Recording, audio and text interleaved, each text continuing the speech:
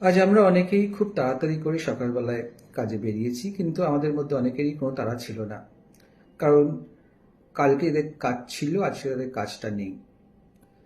গতকাল যারা ছিলেন সমাজের চোখে সম্মানীয় শিক্ষক, আজ তারা বেকার।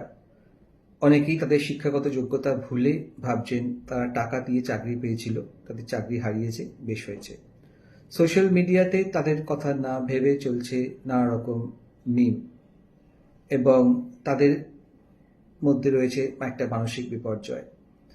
আর্থিক অনিশ্চয়তা, তাদের উপর নির্ভরশীল যারা, তাদের স্ত্রী, সন্তান, বাবা মা কি করবে জানে না, রয়েছে ব্যাংক লোন, রয়েছে নানা রকম ইএমআই।